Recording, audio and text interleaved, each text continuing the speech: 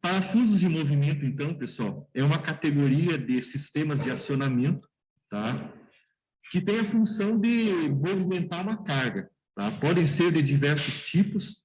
Aqui eu coloquei algumas imagens aí de alguns tipos de sistemas parafuso de movimento, no qual nós movimentamos, giramos uma porca e em função do travamento do sistema em algum momento, tá? Ou o contrário, né? Aqui gira a porca e avança o parafuso, mas na maior parte das vezes gira o parafuso e a porca é movimentada com um movimento axial ao longo do parafuso, tá? Então, as principais aplicações aí que nós temos aí são no movimento de máquinas ferramentas, tá? O torno tem um fuso que movimenta o torno, tá? E temos também aí como aplicação em oficinas aí, principalmente, né?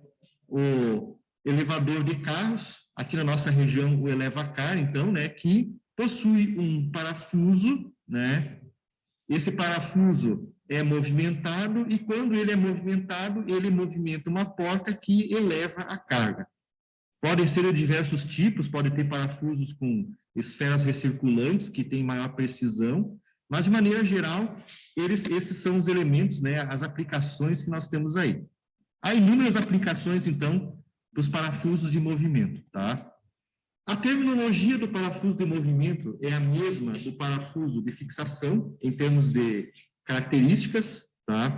Há o diâmetro de raiz, há o diâmetro de efetivo e o diâmetro nominal, que é o diâmetro externo do parafuso. Há um passo, certo? E há o ângulo de flancos do parafuso, tá? As roscas, especificamente do parafuso de movimento, podem ser desses 4 tipos aqui. Pode existir a rosca trapezoidal, pode existir a rosca quadrada nos parafusos de movimento, a rosca dente de serra, ou então a rosca redonda, que tem sido bastante utilizado atualmente, principalmente em fusos de esferas recirculantes, tá?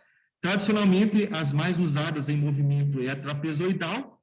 A quadrada, ela tem características específicas, tá? A resistência da trapezoidal é maior que da quadrada, e a rosca dente de serra tem uma resistência maior em função da inclinação do filete, que suporta mais carga nesse sentido aqui, ó, tá? Então, a trapezoidal pode suportar cargas em ambos os sentidos, a redonda também, tá? Pela simetria da rosca, a quadrada também, e a dente de serra tem maior capacidade de transmissão nesse sentido aqui, ó, por causa da inclinação, né, do filete nesse sentido. Tá? Cada uma delas, né, tem suas aplicações. A trapezoidal é muito comum em fuso de máquinas, né, no torno, tá? Se usa muito a trapezoidal. A redonda, então, parafuso de grandes diâmetros, grandes esforços, tá? E equipamentos de precisão, fuso de precisão. Quadrada são roscas e parafusos que são usados em prensas e morsas, tá? Pela característica que sofrem grandes esforços, podem suportar grandes esforços. E a dente de serra, então, também em parafusos que sofrem grandes esforços num sentido único, tá? Macacos, catracas e assim por diante, tá? Os parafusos podem ter mais de uma entrada, a rosca pode ter uma entrada ou duas ou mais entradas, tá?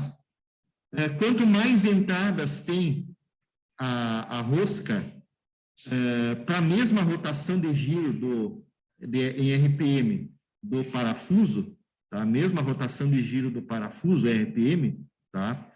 Quanto mais entradas nós temos, mais rápido se movimenta a porca, tá? Aqui em cima vai estar a porca, tá? Quanto mais entradas tem, mais rápido, com maior velocidade, se movimenta a porca. Quanto menos entradas, mais lenta se movimenta a porca, a velocidade dela é menor. Então, tem que observar isso muitas vezes, tá? Ok? Das roscas que nós temos de parafuso de movimento, Uma bastante utilizada é a rosca Acme, tá? Essa aqui é o padrão americano de rosca trapezoidal, tá? Mas existe a rosca trapezoidal no sistema métrico. Essa rosca aqui é o padrão americano, tá? É padrão americano, e ela é dada em polegadas, as dimensões são todas dadas em polegada, tá? A rosca Acme, tá? E a rosca trapezoidal é a mesma rosca, só que para o sistema internacional. Então, novamente, ó, eu só coloquei aqui para mostrar para vocês que as roscas, tá, de movimento continuam tendo também algumas características, tá? Ela possui, aqui no caso da Acme, ela possui, é a trapezoidal americana, possui um diâmetro dado em polegadas, tá? O passo dela é dado em fios por polegada, e ela possui a área resistente à tração, ó. O tal do nosso AT, que nós usávamos em parafusos de fixação, continua existindo, tá? Essa área de tração é uma área que melhor representa a resistência, lembra? É a área que melhor representa a resistência da rosca, tá? É uma área compreendida entre esse diâmetro aqui, ó, tá? Então, entre essas partes aqui, ó, existe um diâmetro médio aqui, né? Um diâmetro médio, tá? Esse diâmetro médio que nós temos aí representa, então, a área que melhor representa a resistência da rosca, tá? Então, novamente, a gente continua usando para calcular tensões no parafuso, a gente continua ainda utilizando essa área resistente à tração. E a área resistente ao corte, né? Então, quando eu tenho cisalhamento no parafuso, eu posso usar essa área aqui para cálculo de resistência ao corte, tá? A nossa rosca, o nosso filete, quando ele é enrolado sobre o diâmetro, né, ele pode ser representado, então, por um plano inclinado, né? Na realidade, se nós pegássemos uma rosca e planificássemos a rosca no diâmetro D2, tá, que é o diâmetro efetivo, basicamente, quando planificamos a rosca, o filete, ele se torna um plano inclinado. Se esse aqui é o passo da rosca, é o quanto o filete avança em uma volta completa da rosca, tá? E se esse aqui é o diâmetro efetivo, tá? Olhem o que forma. A rosca forma um triângulo, né? Um plano inclinado, um triângulo, que tem num dos catetos o passo e no outro cateto tem o perímetro sobre o diâmetro de efetivo. Aí surge, então, lambda, né, que é o ângulo de hélice, que é, então, a relação entre cateto oposto sobre cateto adjacente, igual a tangente do ângulo gama, tá? Então, esse ângulo aqui, ó, tá? Esse ângulo representa, então, o ângulo de hélice da nossa rosca. Vale tanto para parafusos de movimento, como também para parafusos de rosca de fixação, tá? Lambda, então, ângulo de hélice, tá?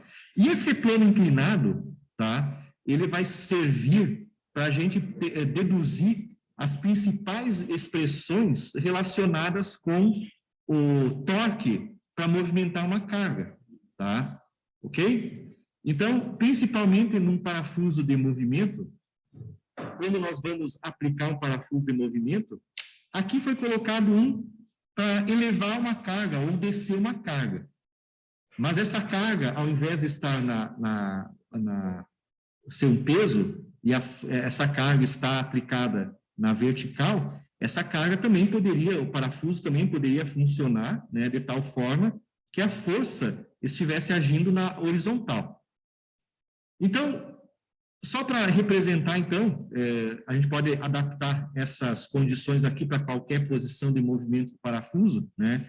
Mas só para vocês entenderem que quando nós vamos movimentar uma carga, então o P passa a ser uma força que é aplicada na porca, e essa porca faz movimentar essa carga, essa força. No caso aqui, então, ela é representada por um peso, tá? Um peso P. Então, essa carga P, ela vai atuar sobre a porca, e a porca vai transmitir, a partir dos seus filetes, vai transmitir essa carga para o filete do parafuso. E aí, quando ela transmite essa carga para o filete do parafuso, todo o parafuso fica submetido a essa carga P, esse peso P, certo? Vamos ver aqui na ligação. Poderíamos ter no parafuso mais um mancal na parte superior para suportar ele, tá? E geralmente na parte inferior do parafuso, ou no sentido oposto à carga, nós temos aqui um colar, que é um mancal de deslizamento. Isso aqui, ó, esse colar, isso foi uma tradução errada aí do Shigley, tá? Na realidade, isso aqui é um mancal de deslizamento. É um mancal axial de deslizamento. E esse mancal, ele vai transmitir, então, essa carga P, né? Vai transmitir para a estrutura da máquina. Então, observem, existe um mancal que impede o movimento axial do parafuso, e existe um outro mancal, que é um mancal radial, que vai impedir o movimento radial do eixo, né, do parafuso. Nós temos que, muitas vezes, em função dessa carga P, se nós olharmos aqui o diâmetro, esse diâmetro, que é a área resistente à tração, aqui, ó, fazendo um corte na seção, nós temos uma seção circular no parafuso. O parafuso tem uma seção circular de área AT, tá? Então, o que vai acontecer, ou o que nós precisamos, de uma certa forma, calcular num parafuso em movimento? Em primeiro lugar, nós temos que, a partir da força P, identificar se essa carga vai subir ou se ela vai descer. Na realidade, muitas vezes, o parafuso faz uma carga subir e descer, tá? Em função da carga subir ou descer, pessoal, nós vamos ter que calcular qual o torque que o parafuso tem que executar para poder elevar essa carga ou descer a carga. A gente precisa calcular essa força F, e a partir do raio R2, que é o diâmetro D2, nós podemos multiplicar essa força tangencial no parafuso vezes o raio e calcular o torque que é necessário para subir a carga ou para descer a carga. Então, o torque para subir a carga ou o torque para descer a carga é um elemento importante que nós temos que calcular no projeto de uma ligação. E vai depender, então, do plano inclinado. Se nós pegarmos aqui a rosca, colocarmos ela como um plano inclinado, ou lambda, imaginarmos que a porca é esse elemento aqui que está subindo ou descendo essa rampa inclinada, nós precisamos calcular qual é a força, então, necessária para subir essa carga. Então, precisamos saber, inicialmente, essa força para subir, o torque de subida ou o torque de descida, a pior condição. E para projetar um parafuso, nós precisamos saber essa carga P e avaliar qual é a resistência do parafuso. Essa carga P, ela está agindo, como eu falei antes, na área resistente à tração. Fazendo um corte na seção, eu tenho, então, se eu fizesse um corte no parafuso, cortei o parafuso, aquela carga P, a carga P, vai se transformar numa tensão de compressão que ocorre na seção do parafuso. Essa área aqui é a área AT, e essa força P aplicada aqui causa uma tensão P sobre área AT, sobre o parafuso. E eu preciso, então, dimensionar o parafuso por essa tensão normal que é aplicada aqui. Isso se o parafuso for um parafuso de pequeno comprimento. Agora, se isso for um parafuso de comprimento bastante grande, um parafuso esbelto, aqui embaixo, então, eu tenho o colar, e aqui eu tenho a rosca, e aqui a porca, por exemplo, um eleva-car, e lá em cima é aplicada uma força P. Então, essa força P continua provocando uma tensão de compressão na área resistente à tração do parafuso em movimento, certo? E também essa força P pode provocar a flambagem, do parafuso. E aí, para nós calcularmos um parafuso de movimento, nós temos que fazer a verificação quanto à tensão de compressão e também temos que aplicar a resistência dos materiais para verificar a tensão de flambagem que pode ocorrer nele. Ele pode falhar por colapso estrutural do tipo flambagem, flambar o parafuso, muito esbelto, muito comprido, muito esbelto, ou pode falhar por tensão de compressão. E aí, então, vem todo o processo de cálculo para esses elementos aí, tá? E, além do mais, diante de tudo isso, o parafuso de movimento, ele tem uma certa eficiência. A eficiência do parafuso depende da lubrificação que eu tenho entre a rosca do parafuso e a rosca da porca. São dois elementos que estão se atritando, estão se deslizando um em relação ao outro.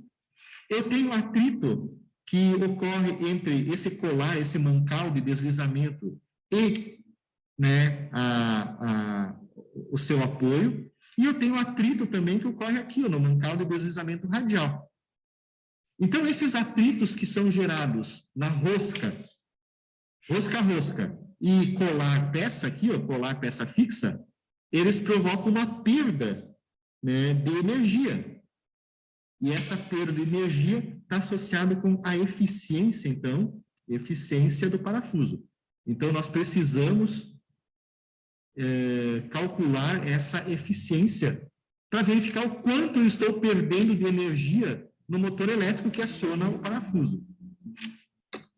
Então, o que vem pela frente? Em primeiro lugar, nós temos que fazer a análise de forças na rosca. Essa rosca pode ser uma rosca quadrada, trapezoidal, redonda ou dente de serra. O Norton, ele apresenta aqui, ó, pessoal, uma análise de forças para a rosca quadrada, levando em conta a subida da carga ou a descida da carga. Quando a carga desce e quando a carga sobe. Possivelmente, né, vocês vão ver nas expressões, quando a carga sobe, eu preciso de mais torque para poder fazer a carga subir. Quando a carga desce, ela precisa de menos torque, né, para descer a carga. E tudo isso é baseado na seguinte ideia. Nós imaginamos, então, o triângulo aqui como sendo um plano inclinado, que tem uma inclinação igual ao ângulo de hélice, tá? O lambda, tá? E imaginamos que, então, o amarelo aqui é o parafuso, a rosca do parafuso, e essa pecinha aqui, ó, é a rosca da porca. Então, o que acontece? Na subida de um elemento, tá? Esta porca, para subir a carga, ela tem que subir. Ela tem que subir e tem que deslizar nesse sentido aqui, ó. A rosca da porca tem que deslizar e subir pela rosca do parafuso. E para esse movimento, então, que vai fazer aqui, a cada volta que a porca der no parafuso, ou o contrário, né? Cada volta que o parafuso der na rosca da porca, ela vai se elevar de um certo valor que é igual ao passo. A cada volta do parafuso, a porca sobe uma quantidade que representa o passo da rosca. E aí vem, então, a análise desses esforços, tá? Então, olha o que acontece. Sempre vamos tomar isso aqui, ó. O plano inclinado, o plano da física, eu tenho o plano terra, e tenho aqui o bloquinho. Esse bloquinho tem um certo peso P, certo? Ou N normal, e quando eu movimento esse bloquinho nesse sentido, aparece uma força de atrito, existe um coeficiente de atrito, aparece uma força de atrito em sentido contrário, que impede o movimento. Então, eu tenho que aplicar uma força aqui maior do que a força de atrito para provocar o movimento do bloquinho. A mesma coisa acontece no plano inclinado. Se eu tenho o bloquinho no plano inclinado, só vamos mudar, ó, a força de atrito aqui, ó, vamos só colocar aqui, né, a força de atrito, aqui é normal. Na física, esse aqui é a normal, e a força de atrito que é gerada aqui, ó, é igual a normal vezes o fator coeficiente de atrito, ou o F. Então, a força de atrito é a normal vezes μ. Agora, se eu tenho uma carga aplicada aqui, ó, P, no plano inclinado, a minha normal, ela está aplicada aqui, ó, normal superfície.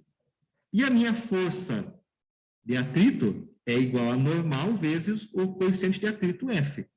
Então, essa força peso que eu tenho na inclinação, eu tenho que transformar ela numa normal. Então, toda análise começa aqui, ó. Sobre a rosca, vamos imaginar que vamos aplicar essa força, que é a carga que eu quero elevar, carga P. Dessa carga P, nós sabemos que vai aparecer uma componente nesse sentido, que é a força normal. Ó. Devido à inclinação que eu tenho aqui, ó, tá? Vai aparecer essa componente, que é a força normal.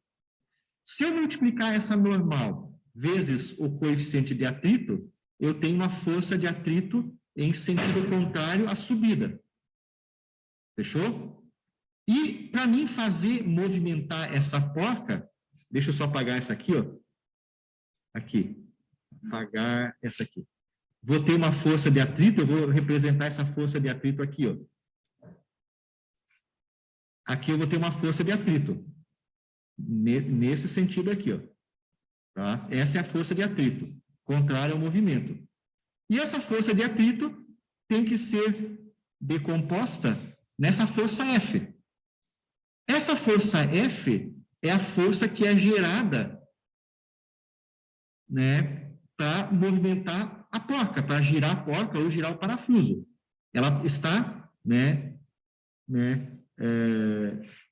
ela estaria representada, essa força F, nesse sentido aqui, ó, perpendicular ao parafuso.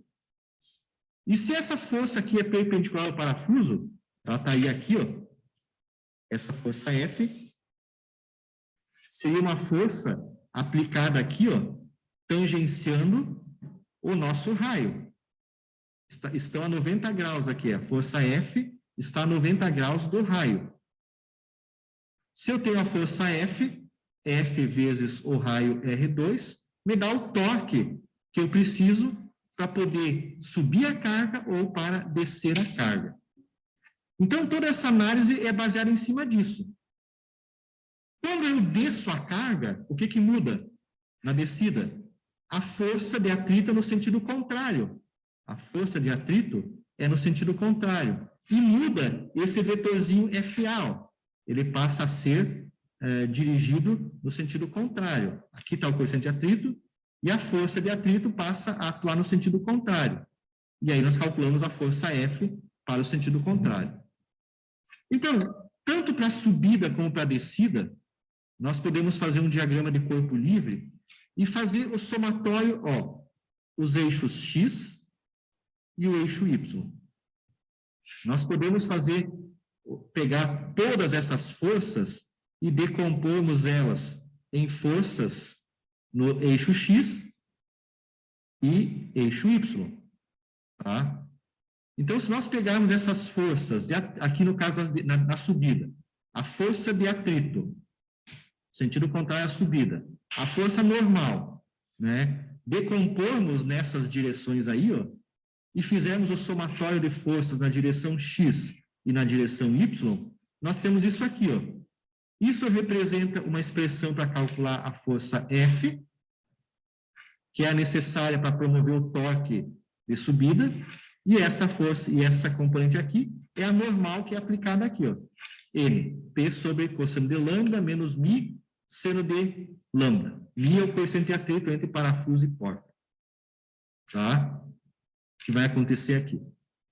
Com tudo isso, pessoal, nós podemos, então, ó, nós temos aqui, então, para a subida da carga, qual é a força para a subida da carga. E se nós multiplicarmos, então, essa força, que é tudo isso aqui, pelo raio, nós temos o torque na rosca, o R aqui é rosca, torque na rosca, para subir a carga. Então, vejam que para subir a carga,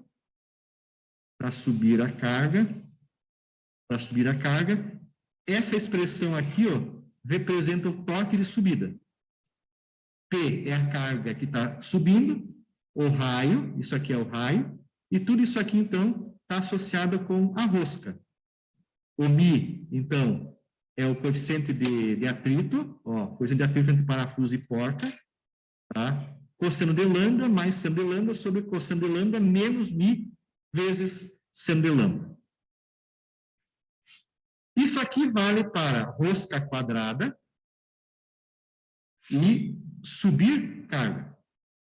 Se eu quero descer a carga, nós podemos fazer a mesma análise, tá? E a expressão que eu tenho vai ser essa aqui, ó. Tá? A expressão que eu vou ter vai ser essa aqui. O que muda de uma para outra? Tá? Aqui, ó. Ó.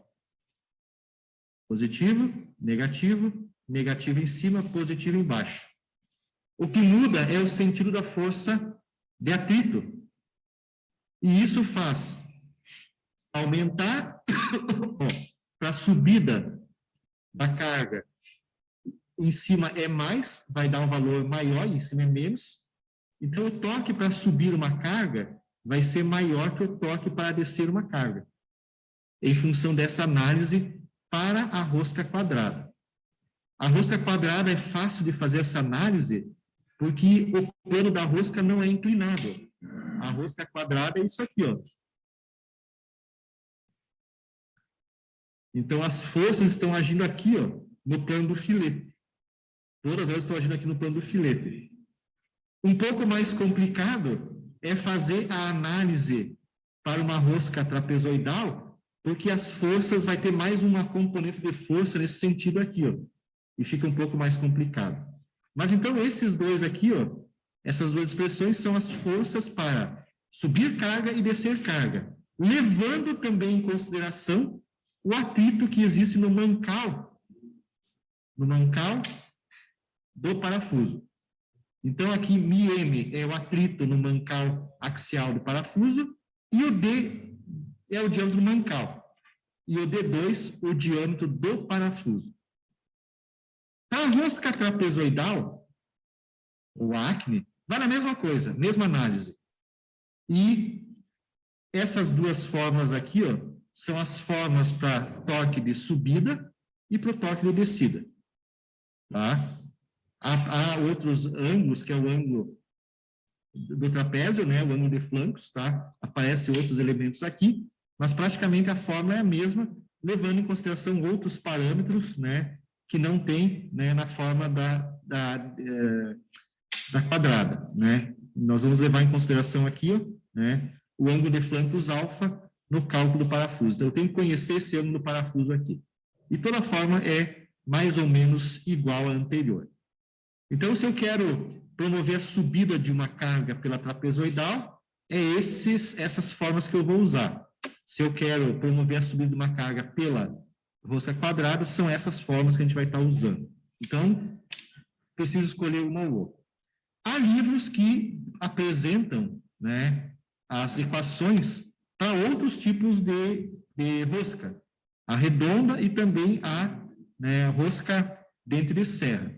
O Shigley e o Norton apresentam essas duas pela facilidade de dedução dessas duas formas aí, tá? A rosca, em função do atrito que existe entre a porta e o parafuso, pode ser uma rosca travant ou não. O que é uma rosca que tem autotravamento? A rosca que tem um alto travamento é aquela rosca que eu estou girando o parafuso e estou, por exemplo, elevando a carga. Quando eu paro de girar o parafuso, se a carga permanece parada no local, o parafuso tem uma rosca autotravante. Agora, se o parafuso, quando eu paro o movimento do parafuso, a porca começa a girar e começa a descer a carga, ele não tem autotravamento. O autotravamento é uma condição importante, por exemplo, num elevacar, num guincho de subida de carros, no macaco, tá? Eu vou subir o carro. Quando eu desliguei o motor, a rosca tem que travar o sistema, para que a carga não desça, tá? Então, nessas condições do elevacar, eu tenho que ter sempre uma rosca autotravante. Parei o movimento, travou o sistema. E esse travamento é feito baseado em cima do atrito que existe entre as peças e, é claro, do ângulo, né, alfa de flancos do parafuso. Tá? Então, assim, ó, o autotravamento em um parafuso ocorre quando o coeficiente de atrito na rosca é maior do que passo sobre π vezes 2 vezes cosseno do alfa. Ou seja, quando o μ for maior do que tangente de lambda. Tá? Isso para roscas quadradas. Para rosca quadrada. Quando o cosseno de 180 graus é igual a 1. Se não for igual a 1, se for uma rosca trapezoidal, usa o ângulo alfa da rosca trapezoidal. Então, a condição de travamento, quando μ, né, for maior do que tangente de lambda, há o travamento. Se essa condição não ocorrer, não há o travamento. Então, de acordo com esse ângulo lambda, né, vai travar ou não. Então, quanto menor for o ângulo lambda, maior é a possibilidade, ó, esse aqui é o ângulo lambda, vou pegar aqui, ó, esse aqui é o ângulo lambda. Quanto menor for esse ângulo lambda, maior a possibilidade do parafuso ser autotravante. Quanto maior for esse ângulo lambda, menor a possibilidade de ser autotravante. Tá? Não vai ser autotravante. Então, depende dessa inclinação aqui, lambda. Tá? Ok? Então, depende do plano inclinado, depende dessa inclinação lambda aqui. Ó. Parafuso de movimento, o que mais que há? Eficiência. Eu estou perdendo, então, potência nos atritos que há no sistema. A eficiência de um parafuso é calculada a partir somente do alfa e do ângulo lambda e do coeficiente de atrito na rosca. Então, a eficiência do parafuso depende somente disso. Ah, quanto é que vai ser a eficiência de um parafuso? 99%? Não, vai ser um pouco mais baixa que isso, tá? E aí eu posso calcular qual que é essa eficiência do parafuso. A eficiência do parafuso vai me dizer, né? Eu tenho aqui, por exemplo, o parafuso, né? Tem os mancais, então, do parafuso, certo? Tem os mancais. Aqui tem o eixo do parafuso e aqui tem o motor